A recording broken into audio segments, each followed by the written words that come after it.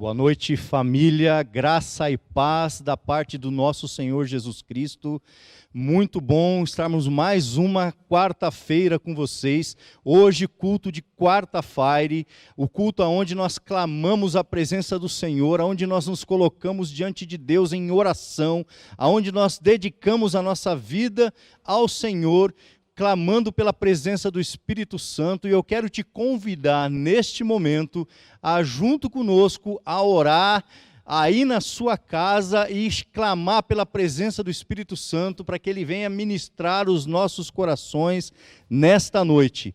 Senhor, em nome de Jesus, obrigado por mais uma vez estarmos tendo o privilégio de nos colocarmos em tua presença, cultuarmos ao Senhor, exaltarmos o seu nome, glorificarmos o seu nome, porque tu és digno, Deus, de receber toda a honra e toda a glória, que todo joelho se dobre ante a tua presença.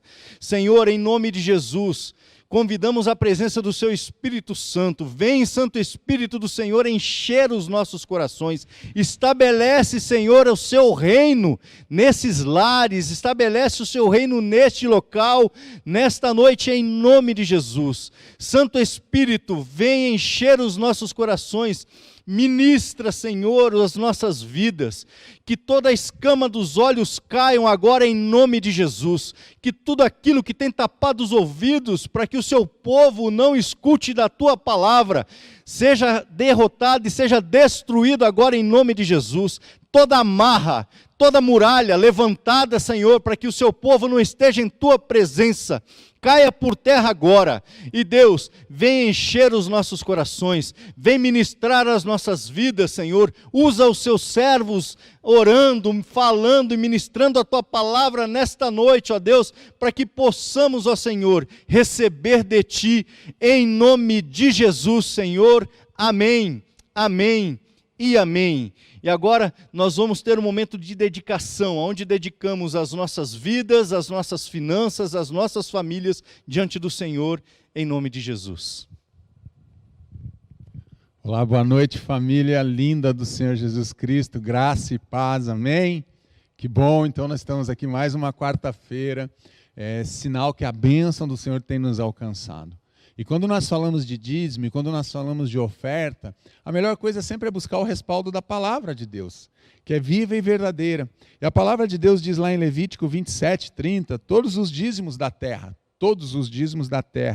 seja dos cereais, seja das frutas, pertencem ao Senhor, são consagrados ao Senhor. O que esse texto está dizendo? Que todos os dízimos da terra pertencem ao Senhor. Ele traz a questão do cereal e da fruta, ele traz a questão das primícias, ele diz que é consagrado, ou seja, pertence a Deus. Por que eu estou falando isso? Porque eu quero te ensinar uma coisa que você já sabe, na verdade eu quero só te lembrar. Tudo que temos, tudo que somos, vem das mãos do Senhor. Se estamos vivos, a vida vem dele. Se temos saúde, a saúde vem dele. Se estamos de pé, é porque Ele tem nos levantado. Se temos um trabalho, é fruto da graça e do amor dEle. Tudo que temos, então, o nosso salário que recebemos, vem das mãos do Senhor. Eu sei que vem do teu trabalho, do teu esforço, mas todas as bênçãos que nós temos, elas vêm da mão do Senhor. E quando nós falamos de consagrar, nós entendemos que tudo é dEle, então é tudo consagrado a Ele. Tudo já pertence a Ele. Qual é o privilégio que Deus nos dá? Ele dá-nos o privilégio de nós termos uma parte que Ele derrama sobre as nossas vidas para nós consagrarmos novamente a Ele. Olha que Deus maravilhoso.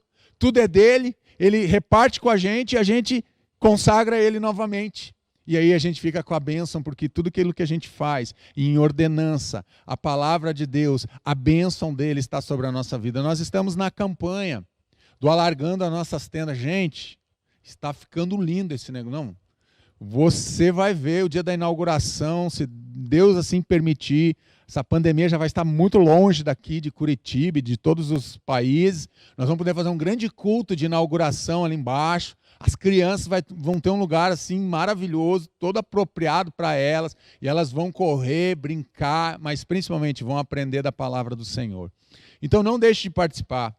Aqui embaixo está aparecendo um Pix aqui, o Pix da igreja está aparecendo agora aqui. E aqui superior, no meu lado esquerdo aqui também, temos aqui o QR Code. Pastor, é só essas duas formas? Não, mas também se você quiser, pode entrar no site da igreja, você pode fazer pelo aplicativo da igreja, pode fazer boleto, você pode fazer pelo teu cartão de crédito, você pode fazer, nós estamos tentando facilitar a tua vida de todas as formas, mas não deixe de participar.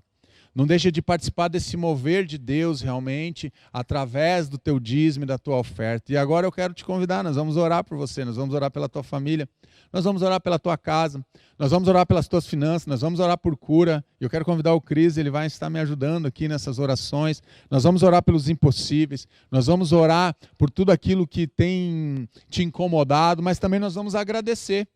Nós também vamos ser gratos a Deus por todas as bênçãos que Ele tem derramado sobre nós. Vamos orar? Eu quero te convidar aí, feche teus olhos, se ajoelhe, pegue na mão de quem você ama, como você preferir, de olhos abertos, isso não importa. Mas vamos nos apresentar agora diante do Senhor. Senhor Jesus, nós nos apresentamos novamente diante do Senhor, Pai. E todas as vezes que eu e os meus irmãos se apresentam diante do Senhor, Pai, isso nós fazemos com alegria.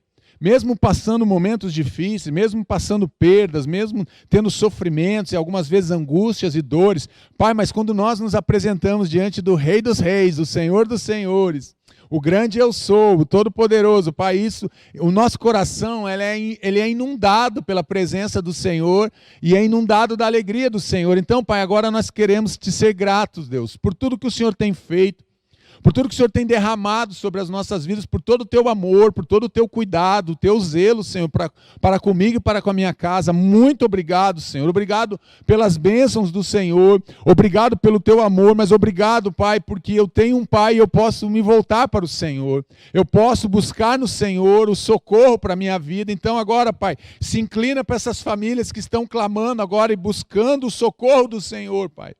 Elas estão pedindo agora e clamando socorro, a visitação do Senhor. Então, Pai, entre agora com providência no meio das famílias, Pai, em nome de Jesus. Aquilo que está sendo roubado, sequestrado, Pai, da vida dos teus filhos, a mente e o coração deles. Pai, que os filhos que estão longe agora possam voltar em nome de Jesus para as suas casas. Aquele filho que estava no bar, que estava na biqueira, possa voltar agora em nome de Jesus. Aquele filho rebelde, Pai, possa voltar agora e que seja quebrado todo esse espírito de rebelião e ele volte para o convívio com seus pais em nome de Jesus. Aquele cônjuge agora que está lá no amante, possa voltar agora com a sua amante ou com o seu amante, possa voltar agora para casa arrependido em nome de Jesus. Nós abençoamos as famílias, Pai. Abençoamos a vida financeira das famílias, Deus, em nome de Jesus. Que o Senhor possa derramar da tua graça. Queremos repreender toda a ação do gafanhoto, do migrador, do serrador, do cortador, Pai, em nome de Jesus, sobre a vida dos teus filhos, Pai. Em nome de Jesus, rejeitamos todo espírito de falência, de bancarrota, de desemprego, todo espírito de loucura. Em nome de Jesus nós rejeitamos e repreendemos agora na vida dos teus filhos, Pai. Todo espírito de consumismo agora em nome de Jesus nós repreendemos agora em nome de Jesus. Pai, nós liberamos uma palavra de bênção, Pai, de portas abertas, Deus, aqueles que estão desempregados, Senhor, que eles sejam surpreendidos, Deus, em nome de Jesus nesse mês ainda e possam ter uma colocação, possam ter um emprego, para que tenham dignidade, Senhor. Abre as portas agora de um emprego, Senhor, porque a tua palavra diz que a porta que o Senhor abre ninguém pode fechar. Para que eles tenham dignidade, para que eles possam botar também sobre a mesa o pão de cada dia, que não falte na casa dos teus filhos o pão nosso de cada dia, Senhor, em nome de Jesus, que eles tenham os recursos para pagar suas dívidas, Senhor, em nome de Jesus, aqueles que estão com recursos travados, Pai, que não receberam, que possa ser liberado agora em nome de Jesus. Pai, abençoa, Pai, o coração dos teus filhos, Pai, que o teu povo possa se voltar para o Senhor, Pai, que possamos tirar os nossos olhos agora, não ficar com os nossos olhos fixos na pandemia, no desemprego, não, na disfunção, não, Pai, o nosso olhar agora está para o alto. Eu elevo os meus olhos para os montes, de onde vem o meu socorro vem do Senhor, o meu Deus, o meu Senhor e o meu Salvador. Muito obrigado, Deus. Continue ministrando no nosso coração nessa noite, Pai. E nós oramos assim, no precioso nome de Jesus Cristo, o nosso Senhor e o nosso Salvador. Amém e amém. Amém. Aleluia. Aleluia. Neste momento nós vamos orar por cura e vamos orar também por impossíveis. Vai colocando aí no chat qual é o seu pedido de oração. Os nossos intercessores, o nosso time de intercessão, capitaneado pela irmã Anne, eles estão aí colhendo os seus pedidos de oração, trazendo todo o time de intercessão, nós nos reunimos para orar por vocês, para orar pelos seus pedidos. Então vai escrevendo aí, qual é a cura que você precisa? É no físico? É na alma? É no espírito? E qual é impossível? O que é que disseram para você que é impossível? Ou você mesmo disse para você, não, mas isso é impossível, eu não consigo fazer. Lucas 1:37 diz, pois nada é impossível para Deus. Foi o anjo do Senhor dizendo a Maria, onde ela receberia do Espírito Santo, onde a sua prima Isabel receberia do Espírito Santo, receberia também um filho no ventre, pois nada é impossível para Deus. Se existe impossibilidade na tua vida, eu convido você a derrotá-la nesta noite, no nome de Jesus Cristo. Senhor, em nome de Jesus, apresento diante do Senhor o clamor do teu povo. Inclina os seus ouvidos ao teu povo, Deus, e escuta o choro, o pranto, o desespero. Escuta, Senhor, o clamor do seu povo, aquele que chora de alegria, aquele que chora de tristeza. Pai, em nome de Jesus, colhe as lágrimas do seu povo nesta noite, Senhor, em nome de Jesus. Senhor, toda enfermidade, seja de Covid, seja de enxaqueca, seja na coluna, seja, Senhor, no físico todo, caia por terra agora em nome de Jesus. Senhor, em nome de Jesus, opera milagres nessa noite. Opera, Senhor, aquilo que os médicos disseram que não seria possível ser feito. Pai, cura o câncer, Senhor, traz o tratamento adequado, Pai, em nome de Jesus. Senhor, em nome de Jesus, ó Pai, as feridas da alma, Senhor, aquilo que foi machucado na infância, Pai, aquilo que, Senhor, foi a pessoa que foi maltratada, foi agredida moralmente, Pai, cura a ferida da alma nesta noite, em nome de Jesus Cristo, Senhor. Deus, em nome de Jesus, o Espírito, ó Deus, que não consegue se colocar diante do Senhor, porque a tristeza é tão grande, Pai, revigora agora, regenera, Senhor, através da ação do Seu Espírito Santo, em nome de Jesus, ó Pai. Senhor, em nome de Jesus, vem operando milagres, e milagres que nós clamamos ao Senhor. Deus, em nome de Jesus, as famílias que estavam destruídas, eu digo estavam, porque nesta noite o Senhor vai operar milagre em meio às famílias do seu povo. Senhor, em nome de Jesus, filhos que se rebelaram contra pais e pais que se rebelaram contra os filhos, revigora, regenera os relacionamentos, ó Pai, em nome de Jesus. Esposos que agridem fisicamente ou, Senhor, moralmente as suas esposas, e esposas que agridem seus esposos, Deus, em nome de Jesus, nesta noite, que exista reconciliação, Pai, em nome de Jesus. Senhor, em nome de Jesus, o emprego, Senhor, a quebradeira, Senhor, a falta de administração, Senhor, das finanças, o Senhor possa operar milagre e ensinar o seu povo a lidar com dinheiro de forma adequada, Senhor. O emprego que precisa chegar, que chegue, Senhor, em nome de Jesus. Pai, em nome de Jesus, a causa na justiça que seja julgada de forma com que o seu povo receba justiça e que ela seja feita conforme a tua vontade, Senhor, em nome de Jesus. Senhor, em nome de Jesus, toda impossibilidade humana caia por terra agora e gera no coração do seu povo, através do seu Espírito, a certeza e a fé de que o Senhor vai operar milagres nessa noite, ó Deus, em nome de Jesus, Senhor. Amém, amém e amém. E agora nós vamos receber do Senhor uma palavra poderosa para o teu coração, em nome de Jesus. Amém. Amém, queridos, graça e paz, que Deus abençoe a sua vida. Nós estamos na Igreja Batista de Bom Retiro, em Curitiba, Paraná. O nosso endereço é a Avenida Desembargador Hugo Simas, 1772, e esse é o culto do quarta-feira, sempre funciona às quartas-feiras, às 20 horas, e você é muito bem-vindo em nossa igreja. Você que tem nos acompanhado à distância, você que tem nos acompanhado online, você pode clicar no link Rota Membresia, você que quer fazer parte dessa igreja, mesmo estando distante, mesmo sendo de fora da nossa cidade, de fora até do nosso estado, do nosso país, você clica Rota Membresia e você vai ser acolhido como membro, vai estar debaixo da cobertura da oração e da cobertura da autoridade dessa igreja, dos pastores dessa igreja. Clica lá e a gente vai mandar uma mensagem para você. Amém? Vamos falar sobre coisas que virão, vamos tratar a respeito do livro do Apocalipse e vamos começar falando a respeito da carta de Jesus Cristo às 7 igrejas da Ásia. Você sabe que naquele tempo você não tinha WhatsApp, não tinha telefone celular. Naquele tempo você, para se comunicar, mandava uma carta que ela demorava a velocidade do lombo do jumento. Ela demorava a velocidade da navegação dos navios que saíam de um porto a outro e mandavam esses documentos, essas cartas, trazendo mensagens até o coração das pessoas que eram os destinatários.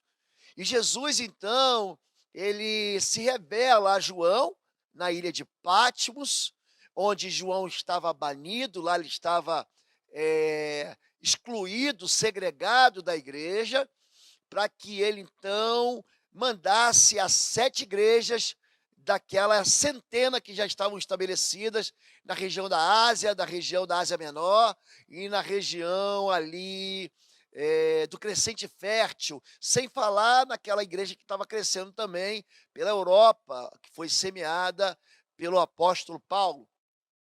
Quando nós falamos de mensagem, você sabe que existe, quando você fala alguma coisa, você aprendeu na escola, existe um emissor, existe um receptor, e você deve tomar cuidado para quê? Para que não haja um ruído na comunicação. Deus, ele revela claramente, é isso que significa a palavra Apocalipse, é a revelação de Deus, porque Deus, ele descortina, Deus, ele abre os nossos olhos, mas ele também diz, aquele que tem ouvidos, ouça o que o Espírito diz. O Espírito Santo, ele é uma pessoa, Deus é Pai, Deus é Filho, e Deus é Espírito Santo, ele é uma pessoa, e ele fala comigo, ele fala com você. Eu quero muito orar para que Deus fale ao seu coração, e muito mais do que isso, que você ouça a palavra do Senhor, em nome de Jesus.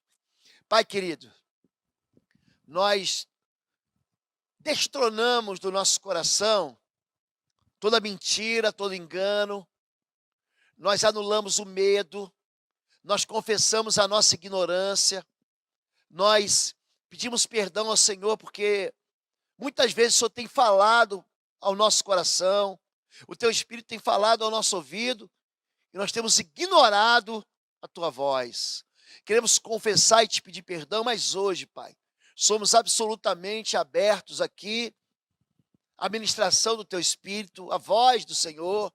Portanto, inclina o nosso coração e nosso ouvido, para que possamos ouvir e ser tratados, cuidados, abençoados e amados pelo Senhor, em nome de Jesus. Amém?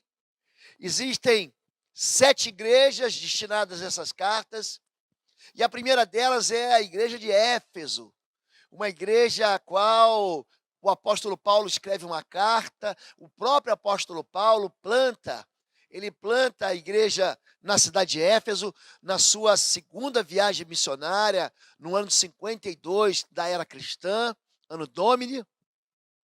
Ali ele chega numa cidade cheia de ocultismo, envolta em magia, em feitiçaria, uma cidade que guardava o templo de uma deusa chamada de Rainha dos Céus, Diana dos Efésios. Ali também eles eram guardiões da imagem de um ídolo chamado Júpiter.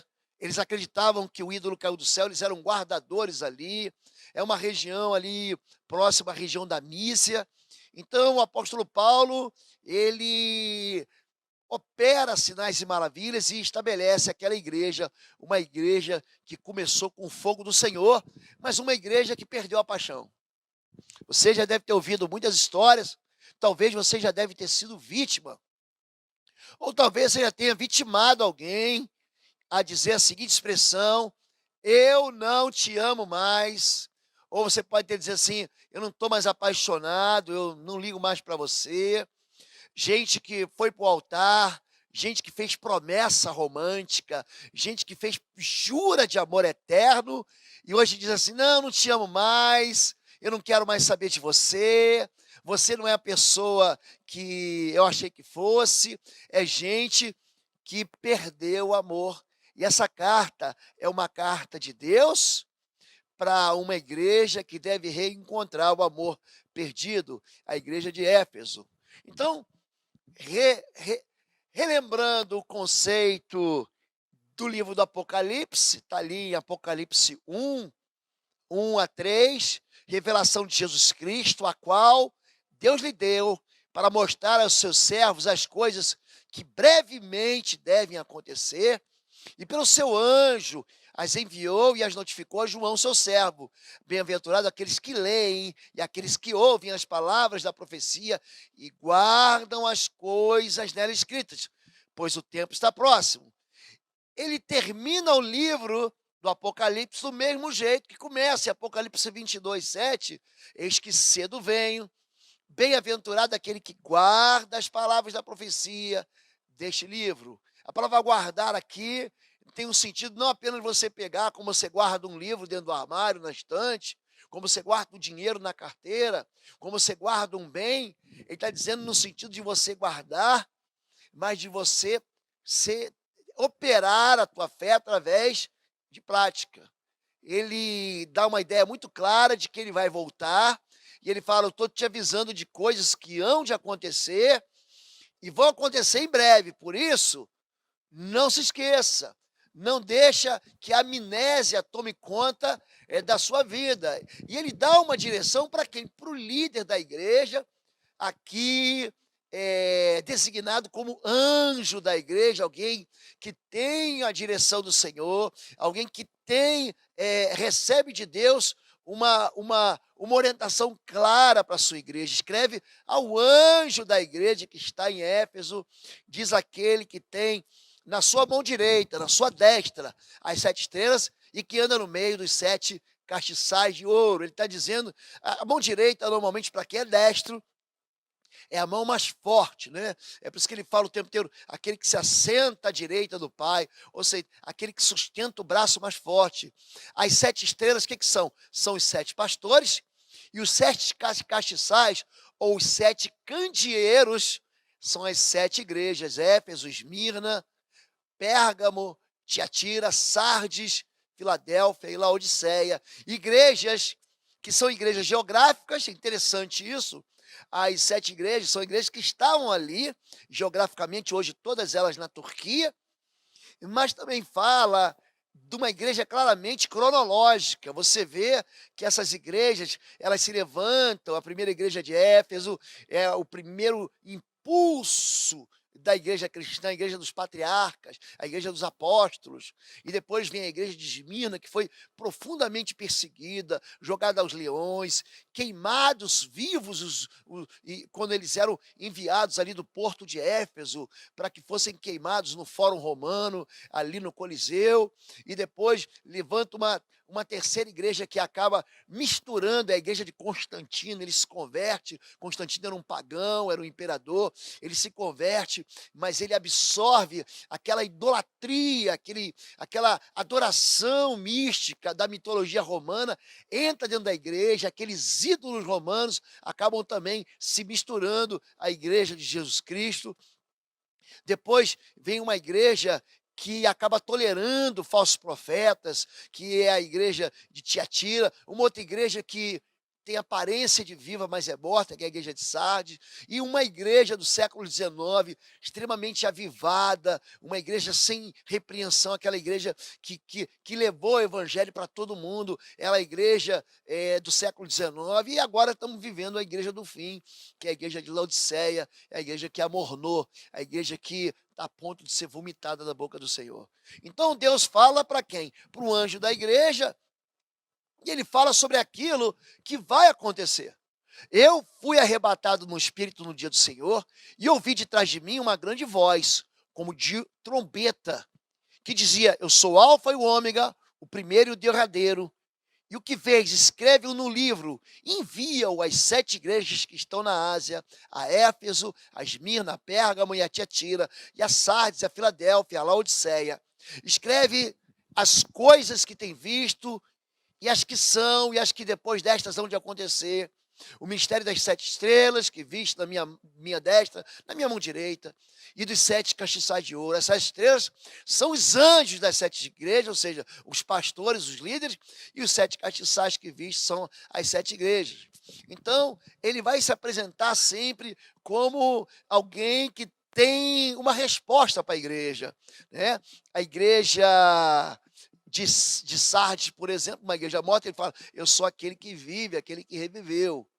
Eu sou para a igreja de missionária da Filadélfia, ele diz: eu tenho a chave de Davi, eu abro porta que ninguém fecha, eu fecho porta que ninguém abre. E aqui na igreja de Éfeso ele fala: e no meio dos 7 castiçais, um semelhante ao Filho do Homem, vestido até os pés de uma roupa comprida e cingindo os peitos com um cinto de ouro. O que ele está dizendo aqui? Semelhante ao Filho do Homem é uma expressão que João usa, emprestada do profeta Ezequiel. Se você pega no Antigo Testamento, a descrição do Messias, do Hamashia, do Cristo, do Yeshua, do Jesus Cristo, do Yeshua Hamashia, o Cristo, aquele que é ungido, ele é chamado de Filho do Homem com letra maiúscula. Filho com letra maiúscula.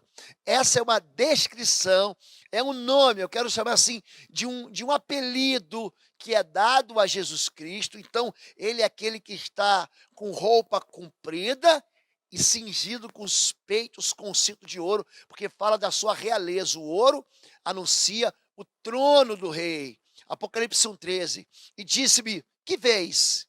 E eu disse: olho, e eis que vejo um castiçal todo de ouro, e um vaso de azeite no seu topo, com as suas 7 lâmpadas e 7 canudos, um para cada lâmpada que estão no seu topo. Zacarias 4,2. Ele está dizendo o seguinte aqui, ele está preparando a gente, ele está dizendo: a igreja, ela é igreja, e ela opera o poder de Deus por causa de Jesus.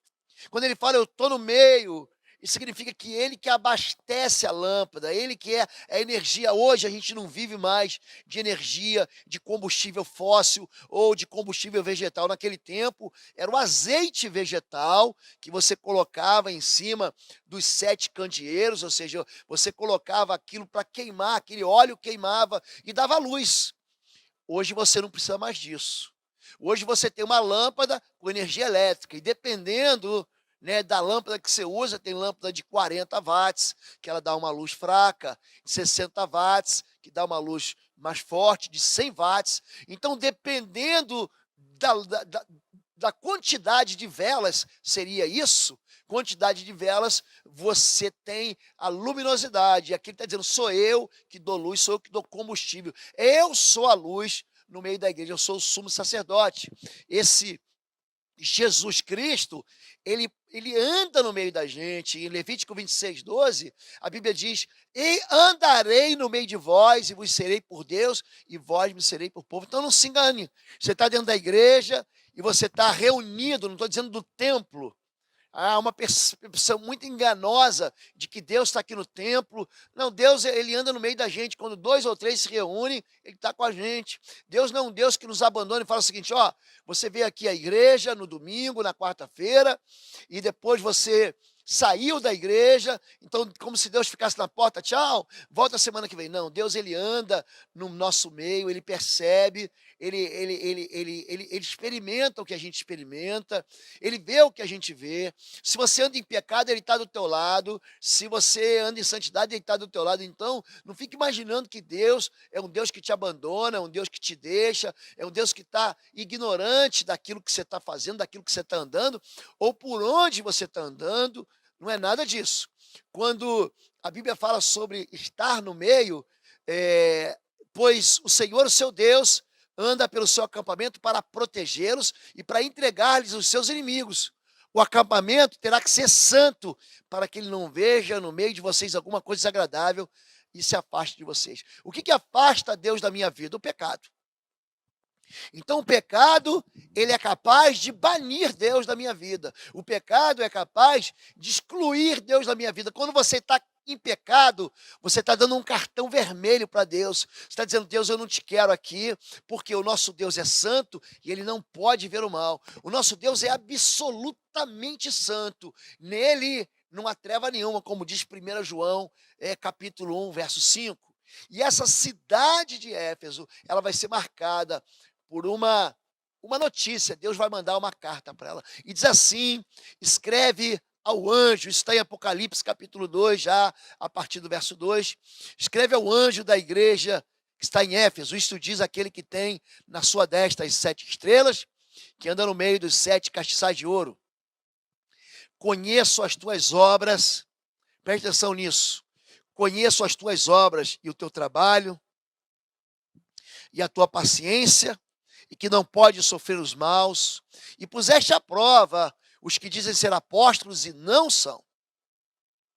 E tu achaste mentirosos, e sofreste, e tens paciência, e trabalhaste pelo meu nome, não te cansaste. Então, primeira coisa que você deve entender, que essa igreja, ela nasce de Deus, ela é plantada por Deus, e ela nasce pelo Espírito. Ela não foi o desejo de um homem, ela não foi assim, a vontade de um homem: eu vou lá e vou plantar uma igreja, não. O apóstolo Paulo chega nessa cidade, no capítulo 19 do livro de Atos, e diz assim: e sucedeu que enquanto Apolo estava em Corinto, Paulo, tendo passado por todas as regiões superiores, chegou a Éfeso. E achando ali alguns discípulos, disse-lhes: recebestes vós já o Espírito Santo quando crestes? E ele disse-lhe: nós nem ainda ouvimos que haja Espírito Santo. Perguntou-lhes então: em que sois batizados então? Eles disseram: no batismo de João. Mas Paulo disse: certamente João batizou com o batismo do arrependimento, dizendo ao povo que cresce no que após ele havia de vir, isto é, em Jesus Cristo. E os que ouviram foram batizados em nome do Senhor Jesus, e impondo-lhes Paulo as mãos, veio sobre eles o Espírito Santo, e falavam em línguas e profetizavam. Atos 19, de 1 a 6. Foi uma igreja que nasceu no Espírito, foi uma igreja que nasceu no fogo, foi batizada no fogo. João Batista diz o seguinte: eu vos batizo com água para arrependimento, mas vem aquele depois de mim, do qual não sou digno de amarrar sua sandália, ele vos batizará com o Espírito Santo e com fogo. Então, essa perspectiva do fogo que queima, do fogo que incendeia, do fogo que oferece oferta no altar que sobe até o Senhor, é uma perspectiva de uma igreja que nasce no meio de um grande avivamento. Ali vai ser um lugar de cura. O apóstolo Paulo vai fazer milagres em nome do Senhor e no poder do Senhor. E durou isso por espaço de 2 anos, de tal maneira que todos, eu gosto muito dessa palavra, todos que habitavam na Ásia ouviram a palavra do Senhor Jesus, assim judeus como gregos, e Deus, pelas mãos de Paulo, fazia maravilhas extraordinárias, de sorte que até os lenços e aventais se levavam do seu corpo aos enfermos, e as enfermidades fugiam deles, e os espíritos malignos saíam. Atos 19, de 10 a 12. Algo que a Bíblia chama aqui de extraordinário. O apóstolo Paulo, então, ele prega e diz que todos ouviram. A mensagem dessa série é: ouça o que o Espírito diz, preste atenção, abra os teus ouvidos, destampa o teu entendimento, joga colírio nos teus olhos, enxergue. Existe um Deus que anda no nosso meio, existe um Deus que quer falar com a gente, existe um Deus que quer trazer a gente de volta. O povo de Israel, o povo de Deus, se desvia muito fácil. É seduzido por comidinhas, é seduzido por delícias, por docinhos. O povo de Deus é afastado de Deus por prazeres que são efêmeros. Ele está falando o seguinte: olha como é que a igreja começou. Olha como é que essa igreja começou, e diz assim: Deus, pelas mãos de Paulo, aqui ele tinha imposto as mãos sobre a vida daqueles 12 discípulos, nos versos anteriores, e a imposição de mãos, ela celebra o derramar da autoridade. Você vê isso o tempo todo na Bíblia, você encontra no capítulo 48 do livro do Gênesis, Jacó impõe as mãos sobre Manassés, Jacó impõe as mãos sobre Efraim e os abençoa. Você encontra no capítulo 27, 26 do livro do Gênesis, Isaac coloca a mão sobre a cabeça de Jacó e o abençoa. A imposição de mãos é a transferência de bênçãos. Você impõe as mãos, Jesus impondo-lhe as mãos, assoprou sobre eles o Espírito e disse: vai, assim como o Pai me enviou, eu vos envio. O apóstolo Paulo, cheio do Espírito Santo, ele impõe as mãos. Aqueles homens são cheios do Espírito, eles oram em línguas, e aqui há algo extraordinário, algo além do que é ordinário, além do que é normal, é fora do normal. Acontece porque até lenços que ele está usando, os aventais, são levados para os enfermos e as enfermidades fogem. As enfermidades batem e retiradas. Você sabe que a obediência a Deus afugenta o espírito imundo. Tiago 4,7 diz: submetei-vos, pois, a Deus, resisti ao diabo e ele fugirá de vós. A obediência ao Senhor, a vida de santidade, faz com que o império das trevas bata em retirada. E aqui Éfeso se torna, então, um local de cura, aonde as enfermidades batem em retirada. É um começo de amor e de fé. Foi justo e notório a todos os que habitavam em Éfeso, tanto judeus como gregos. Caiu temor sobre todos eles. O nome do Senhor Jesus era engrandecido, e muitos dos que tinham crido vinham confessando e publicando seus feitos. Também muitos dos que seguiam as artes mágicas trouxeram seus livros e as queimaram na presença de todos. E, feita a conta do seu preço, acharam que montavam 50.000 peças de prata. Assim a palavra do Senhor crescia poderosamente e prevalecia a partir do Atos 19, de 17 a 20. O que acontece em Éfeso? Pensa um povo que começou apaixonado com Deus. Pensa um povo que falou assim: pronto, é o amor da minha vida. Sabe aquele negócio de amor à primeira vista? Quando você se encontra com Jesus e fala: mas o que eu fiz da minha vida?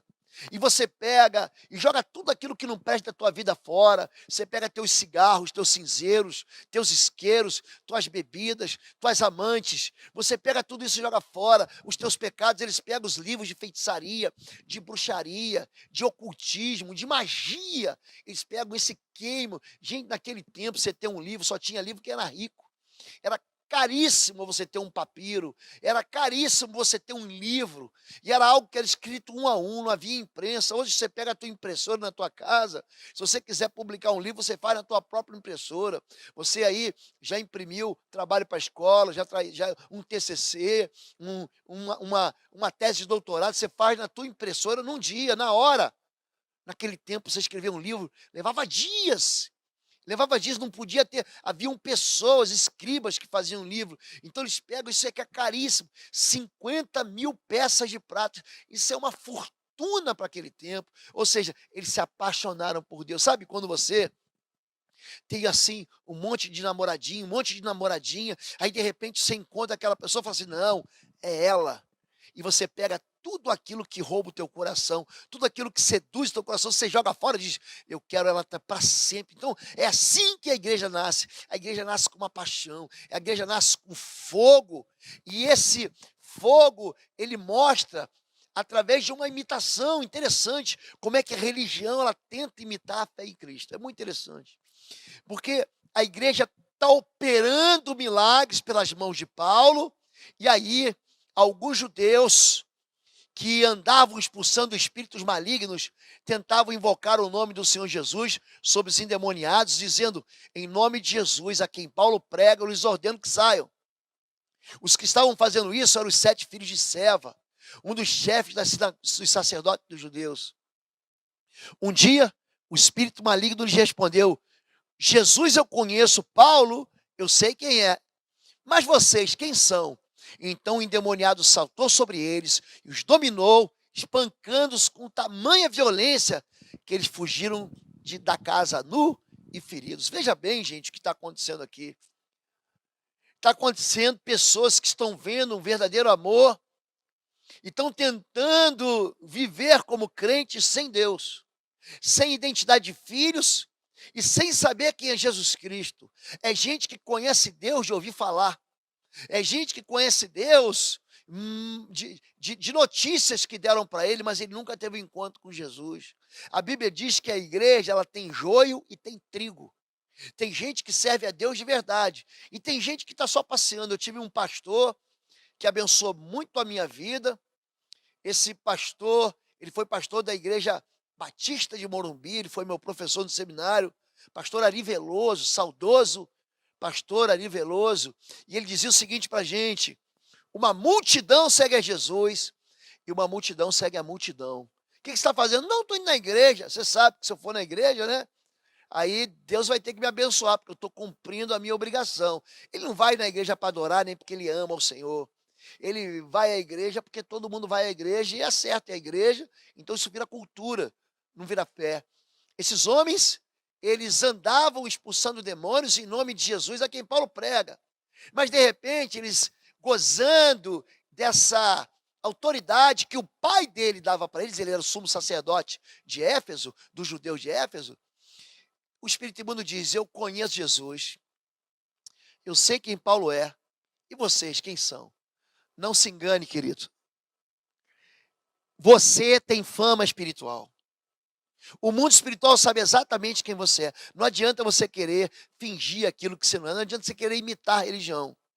Porque aqui a igreja verdadeira denuncia a religiosidade. E religião não leva ninguém para o céu. Quem salva você chama-se Jesus Cristo. E a fé que você tem no Salvador. Por isso Deus diz: eu conheço as tuas obras. Puseste à prova os que dizem ser apóstolos e não são, e tu os achastes mentirosos. Jesus, em Mateus 7, ele fala: acautelai-vos, porém, dos falsos profetas, que vêm até vós vestidos como ovelhas, mas interiormente são lobos devoradores. É gente que se aproveita do rebanho. Como é que você descobre, como é que você vai discernir uma falsa profecia? Porque essa igreja era uma igreja muito ortodoxa na doutrina. Pensa assim, gente que defende a sua fé. Não, porque nós batistas, porque nós assembleanos, porque nós presbiterianos, porque nós metodistas, porque nós congregacionais, porque nós evangélicos, eles guardam a doutrina, eles conhecem a lei, eles conhecem a autoridade das escrituras, mas não têm amor. A igreja de Éfeso é uma igreja sem amor. É uma igreja que castiga os seus membros. É um pastor que escoteia a ovelha. São pessoas duras demais. São pessoas que conhecem muito a Bíblia, mas se esqueceram do amor e do perdão. Conheçam as tuas obras. Você coloca à prova aqueles que se dizem apóstolos e não são. E tu achaste mentirosos. Olha que coisa boa. Deus está falando o seguinte, que nós devemos sim ser ortodoxos na doutrina, mas eles se esquecem de alguma coisa. Deus é um Deus que sonda a nossa vida. Eu gosto muito de Sofonias 1,12, que diz: e há de ser que naquele tempo vasculharei Jerusalém com lanternas, e castigarei os homens que dizem no seu coração: o Senhor não faz o bem nem o mal. Você acha que Deus não conhece o que está aqui? Você acha que Deus não conhece o que está aí no teu coração? Ele conhece tudo na tua vida. Ele conhece os teus pensamentos. O nosso Deus é um Deus que nos sonda. Ele vê se há em nós algum caminho mau. Você não consegue se esconder do Senhor. Deus conhece as motivações. Deus conhece teus interesses. Deus conhece a falsidade e a verdade. Deus, diante do Senhor, todas as coisas são transparentes. E aqui Ele está dizendo assim: eu conheço tuas obras. Eu sei quem você é. Ele tem um discernimento espiritual muito claro a respeito da igreja. Tens, porém, isto, que odeias as obras dos nicolaítas, as quais eu também odeio. Nicolau era um famoso diácono naqueles tempos. Ele era um herege. Ele era um homem que falava assim: não, você pode ser cristão e pode pecar à vontade. Era um evangelho sem nenhum tipo de exigência, sem nenhum tipo de limitações. Eles incentivavam as pessoas a participar do sacrifício da idolatria. A gente vai ver na igreja de Tiatira, que tolera Jezabel, ela incentivava o povo a comer do sacrifício dos ídolos. Sabe essas festas de ídolos que se oferecem comidas, se fazem quermesses? Vem comer o que é sacrificado, não tem problema, é como se você fosse na esquina da tua casa, ali onde tem uma encruzilhada, e fizesse um despacho, e você fosse jantar lá no despacho. Aqui deixaram, vamos lá comer, não tem problema nenhum. Então Nicolau era um homem que estimulava também a imoralidade. Ele buscava assim uma experiência, gente que não quer Deus, ele quer, sabe o quê? Ele quer uma novidade. Vamos naquela igreja porque vai estar o pastor tal. Vamos naquela igreja porque vai estar o cantor tal. E lá está tendo mover. Lá o pastor assopra, todo mundo cai. Lá o pastor unge, todo mundo fica cheio do Espírito Santo. Quer dizer, ele não quer uma experiência verdadeira com Deus, ele quer uma experiência motivacional para a sua vida. Essa era a questão. Era uma igreja que trabalhava demais, rica em obras. Conheço as tuas obras e o teu trabalho e a tua paciência e que não pode sofrer os maus. Gente, pensa uma igreja que tinha obra, que tinha trabalho, que tinha paciência e que sabia discernir aquilo que era mal. Romanos 2, 6 e 7 diz: o qual recompensará a cada um segundo as suas obras, a saber, a vida eterna aos que com perseverança em fazer bem procuram glória, honra e incorrupção. Deus, ele vê aquilo que a gente faz. Deus vê o trabalho da gente. Só que o trabalho não é tudo, gente. Maria está lá do lado de Marta. E qual o problema entre Maria e Marta? É que uma quer adorar o Senhor e a outra quer fazer coisas para Deus. Não é errado. Você fazer coisas para Deus não é errado. Você ficar aos pés do Senhor também não é errado. O problema é a gente ficar julgando um outro. Marta diz assim: Senhor, a Maria não faz nada, só quer ficar aqui no louvor, na adoração. Imagina se Maria falava assim: olha lá, Deus, olha Marta, ela só sabe trabalhar, ele não para nem um pouquinho para ouvir a tua palavra. Então a questão aqui é você não exercer um julgamento. Era uma igreja rica em obras, mas uma igreja que esqueceu o amor. E ser crente naquele tempo não era nada popular, nada popular. E sofreste, é assim que diz o texto de Apocalipse para Éfeso, e tens paciência, e trabalhaste pelo meu nome, e não te cansaste. Em Mateus 5, 11 a 12, diz assim: bem-aventurados sois vós, quando vos injuriarem, perseguirem, mentindo, disserem todo mal contra vós, por minha causa. Alegrai-vos, exultai, porque é grande o vosso galardão nos céus, porque assim perseguiram os profetas que foram antes de vós. Então é uma igreja que sofre perseguição. Querido, não se engane, isso não é retaliação do diabo, não. No mundo tereis aflições.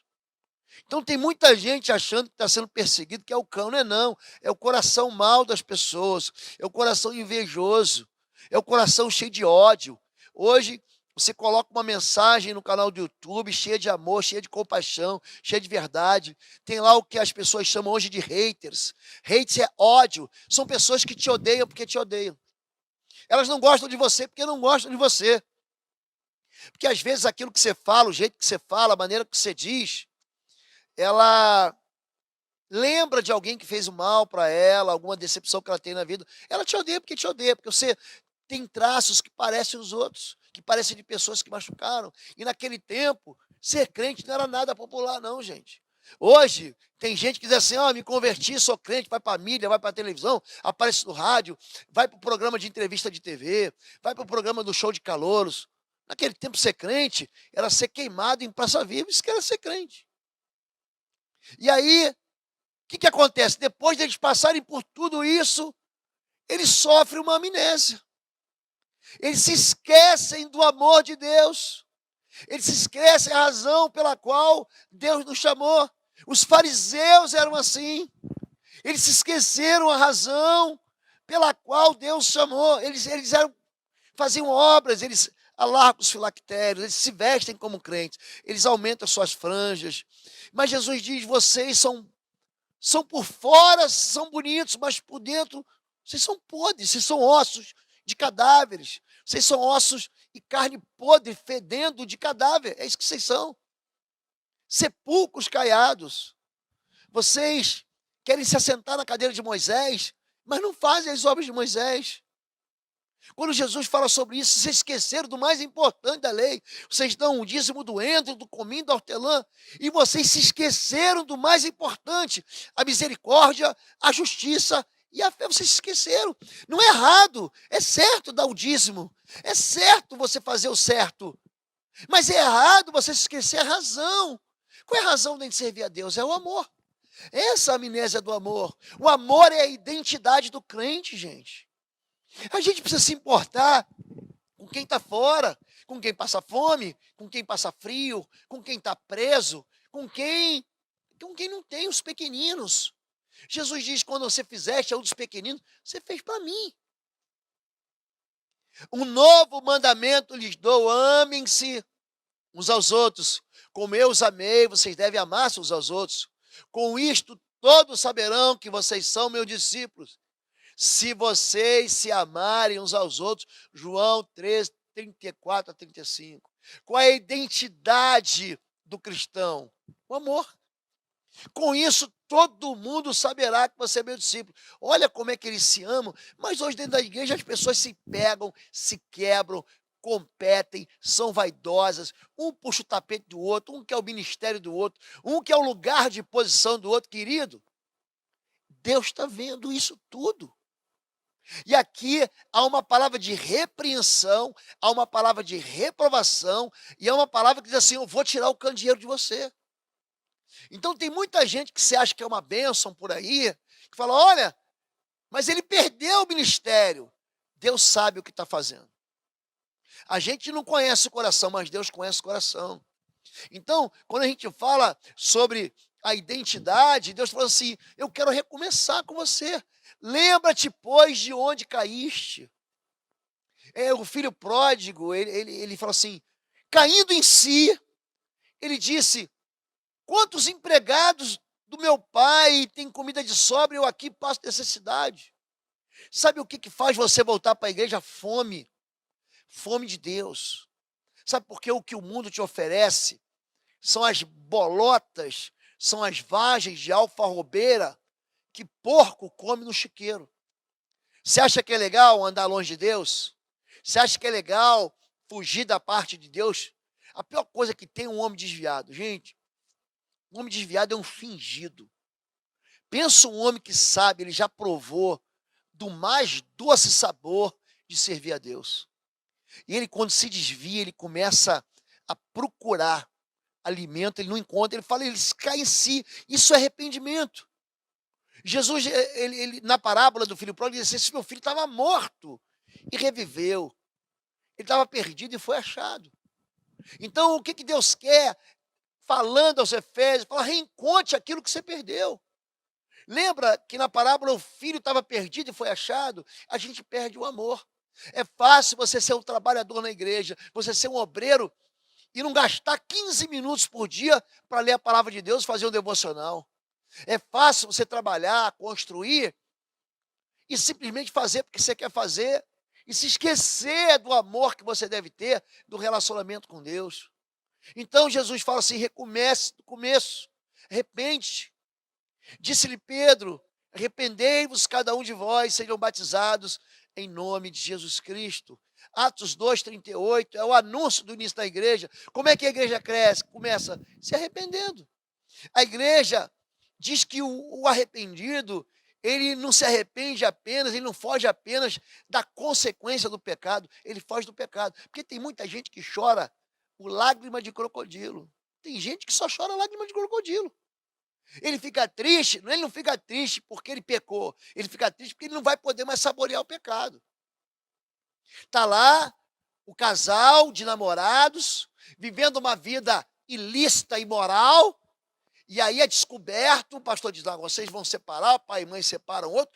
Ela não fica triste, a irmã não fica triste porque pecou. Fica triste porque não vai poder mais pecar, é simplesmente isso. Não há arrependimento do pecado. Hoje, as meninas choram mais porque um celular cai de cara e quebra do que porque perdeu a virgindade. Hoje as pessoas ficam mais tristes porque estão sem dinheiro, mas não é porque estão sem dinheiro, porque aquela fonte do roubo, da fraude, não existe mais. Eu vi a reportagem de um rapaz que foi condenado à morte lá na Indonésia, se não me engano, porque ele levou dentro dos tubos de uma asa delta cocaína. Então ele estava traficando pelos tubos de uma asa delta, ele levou uma asa delta lá naquele tempo, naqueles anos. Hoje você não consegue fazer isso de jeito nenhum, porque os instrumentos de raio-x vão pegar. Mas naquele tempo ele colocou aqueles, dentro do tubo da asa delta, um monte de cocaína, e ele ficou preso anos lá, esse brasileiro, e eu me lembro que na véspera dele ser morto, porque ele foi condenado à morte, não havia arrependimento no coração dele.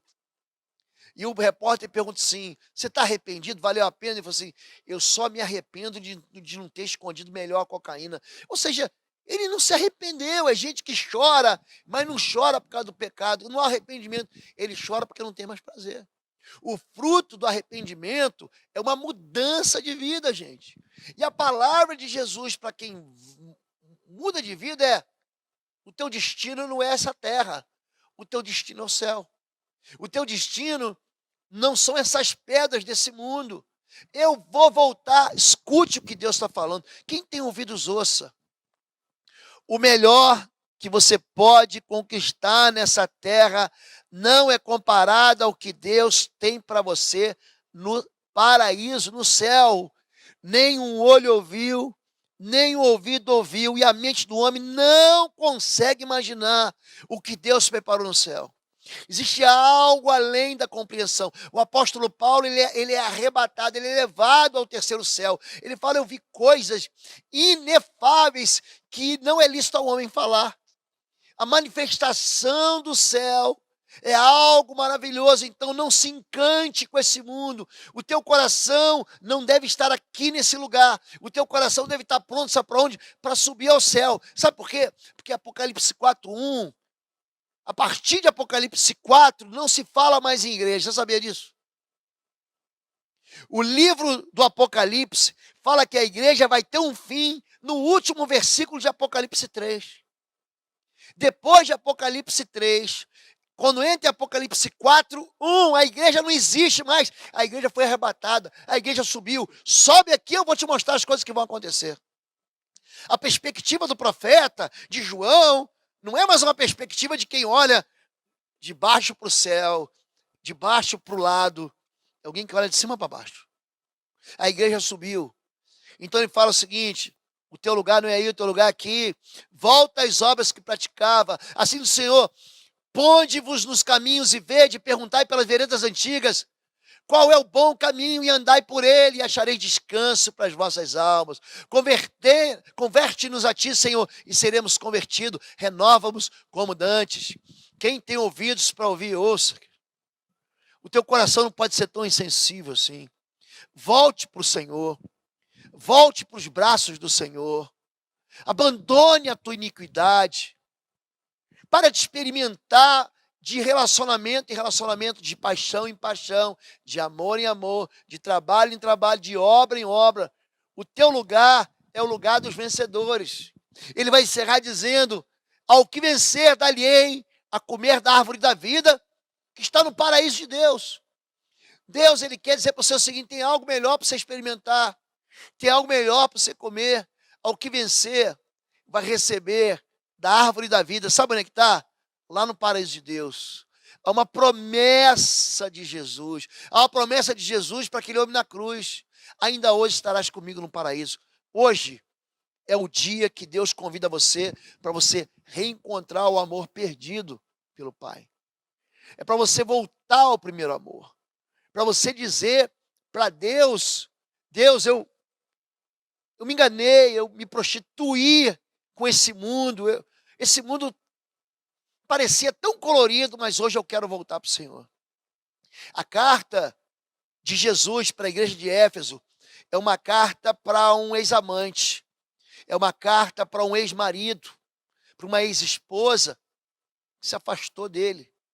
E ele fala assim, se arrepende, volta para mim, porque não há lugar melhor de você estar do que com o Senhor. E eu quero orar pela sua vida, Eu quero abençoar você em nome de Jesus.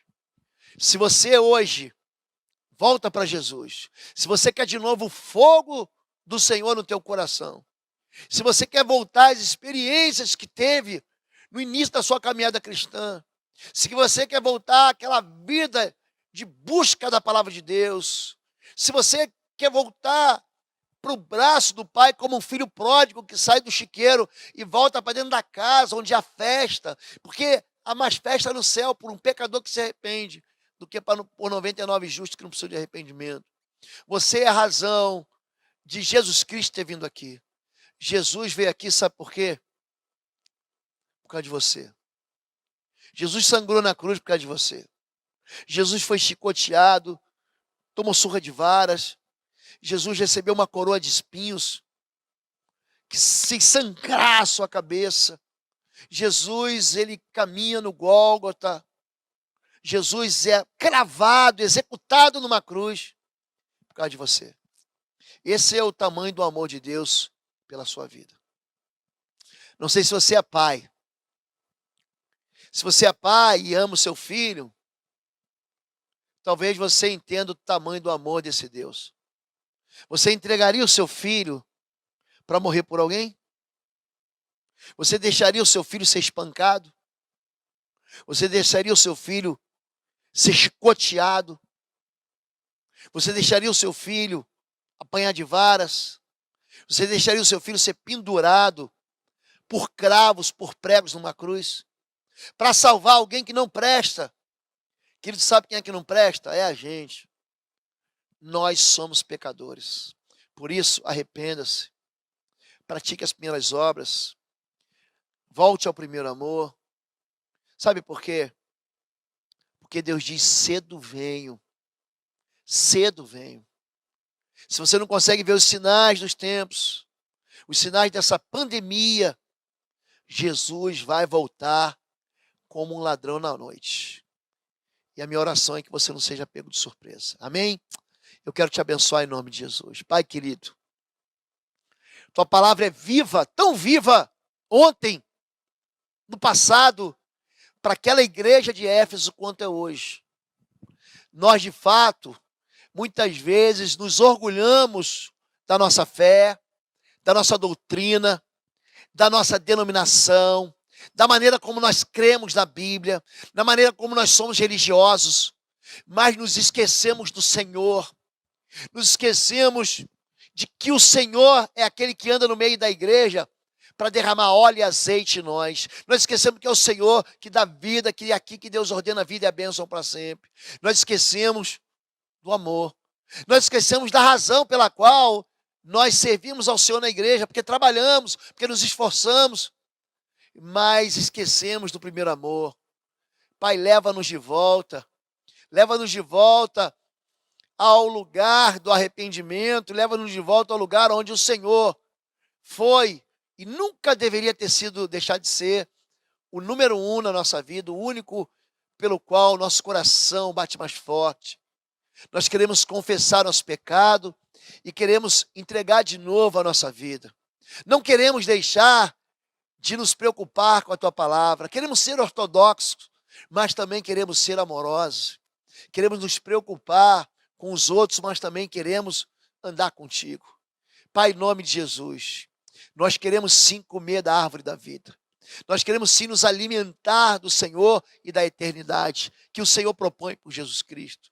Nós queremos andar com o Senhor de volta no paraíso. É isso que nós oramos. Então, Pai, escreve, não retire o nosso nome do livro da vida e escreve o nome daqueles que estão se entregando a Ti, em nome de Jesus. Amém, amém e amém. E se você entregou a sua vida a Jesus Cristo, eu quero convidar você que fez essa oração, que durante essa oração inclinou o seu coração, a sua alma ao Senhor, que você clique aqui embaixo, há um link chamado Rota Membresia, aqui no chat do vídeo ou na descrição do vídeo. Se inscreva e seja membro da nossa igreja. A nossa igreja quer amar você. Amém? Deus abençoe a sua vida. Semana que vem tem mais. E eu quero pedir que você acompanhe, continue acompanhando a gente, em nome de Jesus. Que o amor de Deus, nosso Pai, a graça do nosso Senhor e Salvador Jesus Cristo e as consolações do Espírito Santo de Deus sejam sobre sua vida, sua casa, em nome de Jesus. Amém. Deus te abençoe.